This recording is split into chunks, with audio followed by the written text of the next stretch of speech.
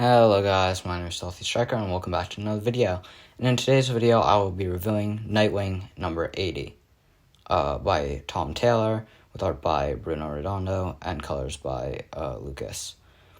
This one is the third part of Tom Taylor's Leaping into the Light Nightwing arc, and it's titled Introducing Heartless. Now let's get into it. I will be opening through a real comic book and showing the panels on screen as I read it along. So, the first panel, Dick Grayson's apartment, Bloodhaven. This may not work out. With the dog just barking, Nightwing's just barking. He says, "Please stop. I don't mind if you don't understand sit or stay, but you need to understand I work nights." Because, he's Nightwing. Then there's a knock on the door, and the police say, "Mr. Grayson, police, we'd like a word." Grayson mentions that he was asleep, and they come in and say, "You reported your wallet stolen last night, canceled your cards." "Yes." "Before you reported your cards stolen, a hotel was booked from Martin Holt." "Oh, hey, that was me. He didn't steal my wallet. I hope he didn't have trouble with the hotel room." The police say, "No, he never checked in. He was found murdered this morning." "What about his son, Elliot? Is he okay?" "We don't have any information about his son, Mr. Grayson. Interesting that you do."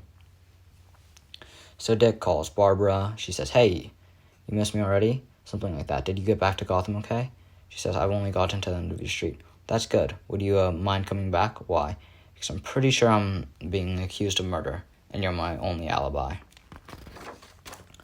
So, the police say, "I understand you used to be one of us, Mr. Grayson. Why did you leave the Bloodhaven police?" Grayson responds, "There were too many criminals." "Mr. Holt was found dead this morning. His heart was removed. We don't know how. Do you?" Grayson says, "Why would I?" The police accuse him of being the murderer, saying that, "I don't want to theorize about why, but I'm thinking he didn't like your proposition, something went wrong, and you cut out his heart. Just like you've been taking the hearts of homeless people all over the city." Barbara then arrives. Grayson says, she says, "How is it going?" Grayson says, "Being accused of murder. You?"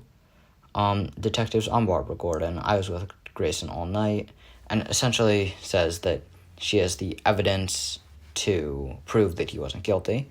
The officers then ask, "What is the nature of your relationship?" Neither of them know, right? It's like they don't know if they're a couple or they're friends. It's always a very complicated thing with Dick Grayson and Barbara Gordon. And she says that's not relevant.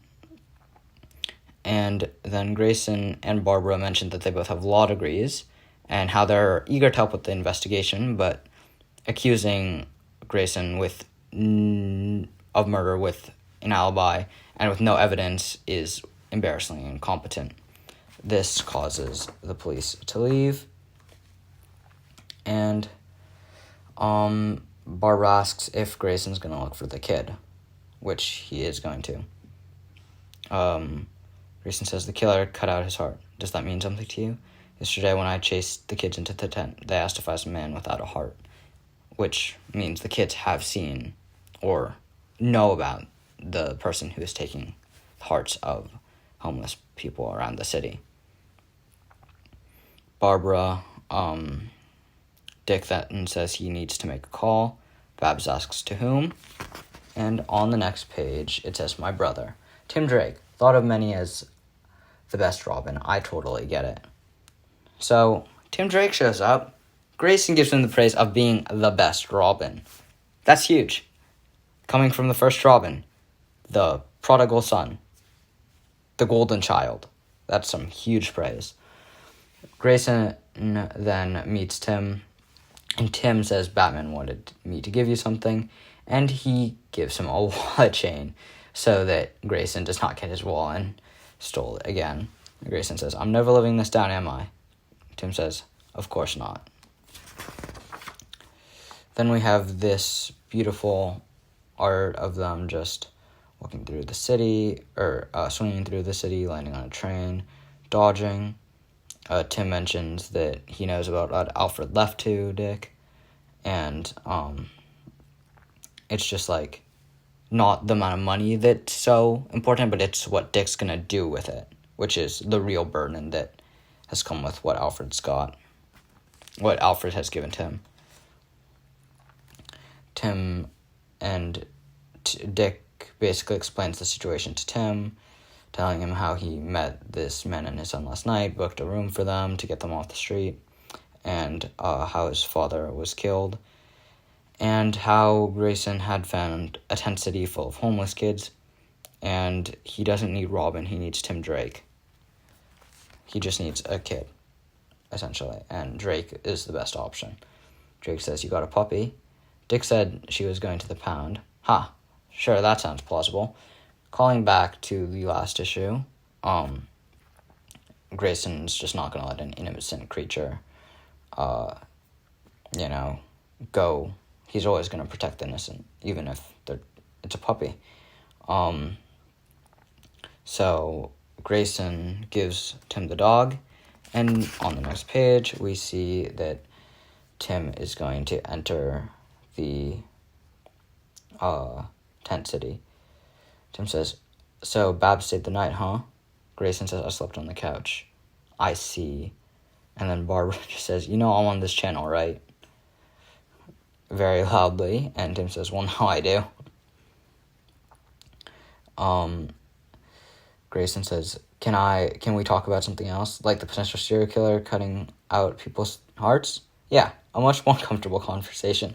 Only in the Bat family will that ever be a more comfortable conversation than Dick and Babs' relationship status."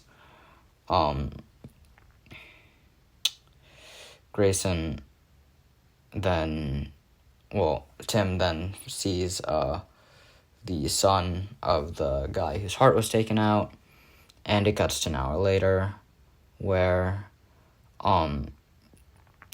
Tim has gotten some information, and he tells Dick that he says his father was killed by a man without a heart, and he's not the only one. Too many kids in there have the same story.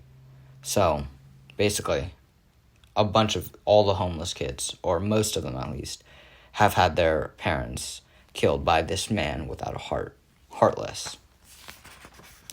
Grayson tells Tim to suit up, and then we go to the next page. It says, "We have trouble. Brutal and the electrocutioner. They work for Blockbuster." "What do you want? People in here have been stealing. That's a crime, kid. And you don't look like the police. Be perceptive. A cut of every time in this city goes to Blockbuster, no matter how pathetic. We bend the rules for poor homeless kids, and Blockbuster could look weak. Blockbuster doesn't ever look weak." And then in a scream stick hits, what's his name? Brutal's head, and Grayson says, "Is this where you really want to be in life? I don't pretend to understand the henchman job satisfaction, but stealing from homeless kids has got to feel like a career low." And then energy is fired at Nightwing. Drake jumps on him, hits him with a thud, and Nightwing turns his screaming sticks into a bow staff and throws it to Tim, which really just shows how caring Dick is for his family, because he incorporated a feature to help his brother into his personal weapons. So he throws it to Tim, and then Tim and Nightwing, we have this large drawing where they jump down and start attacking, and we have this nice, page of an action sequence where Grayson and Tim take out and throw the two villains into each other. And Grayson says, Tell Blockbuster these people are under my protection." And Grayson says, "Robin, what is it?" "Fire." "Help. The kids are on a fiery dog." Grayson says, "I'll get them. Make sure everyone else gets clear, Robin." "Oracle, I'm watching. Fire department has already been contacted. Be careful."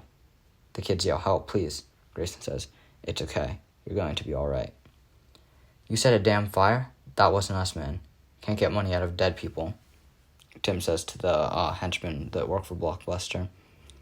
Tim says, "Nightwing, something's off. I can smell the accelerant from here. That fire was definitely deliberately lit, but I don't think Blockbuster people started it." Grayson says, "Yeah, I know. It was him." And we see Heartless. Next, Heartless versus Nightwing. This issue was really good.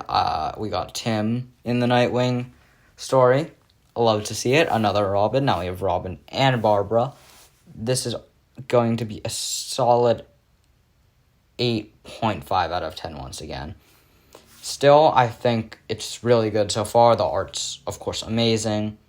And this is a really nice build-up. I think the next one will probably be a 9 if we stay on the current increasing